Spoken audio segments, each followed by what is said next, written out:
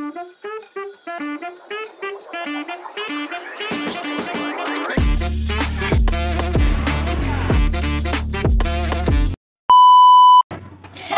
everyone! Welcome! So today we're going to show you on how to be a good and proud Filipino citizen. So what does it take to be a good and proud Filipino citizen?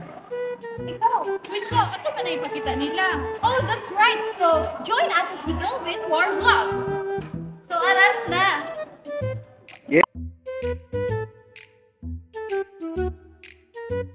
So first is patriotism. Loving the country is the first step of being a good Filipino and proud citizen.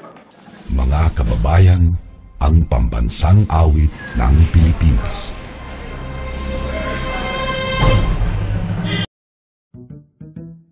Cleaning your surroundings is an important aspect of being a good and proud Filipino citizen.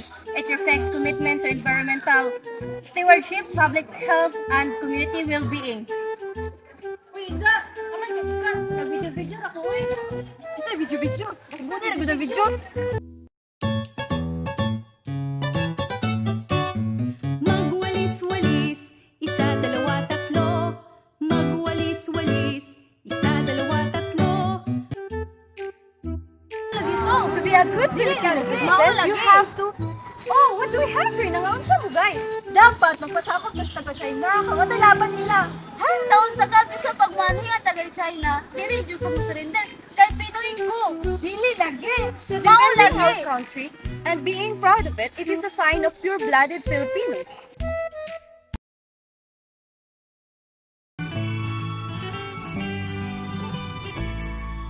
Ako'y isang Pinoy sa puso't diwa, Pinoy na isinilang sa ating bansa.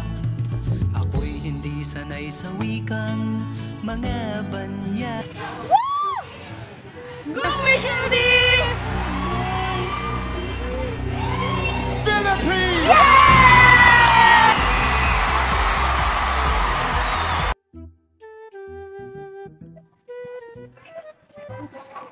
Oh, how can we not forget? We always have it in our blood to support our fellow Filipinos in competitions against other countries.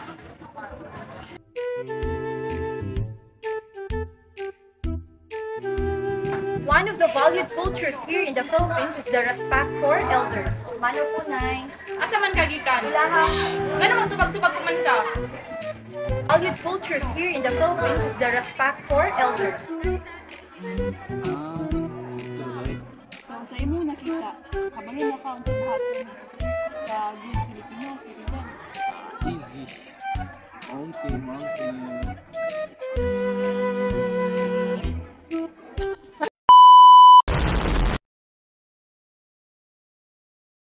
To be a good and proud. Hello everyone!